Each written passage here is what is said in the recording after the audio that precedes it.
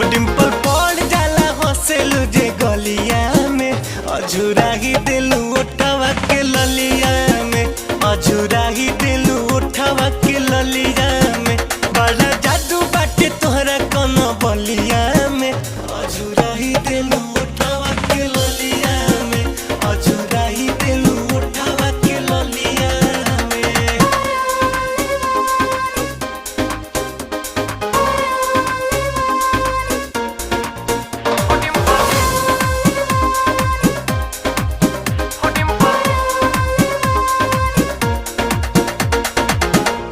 नइखे बुझात रानी कहाँ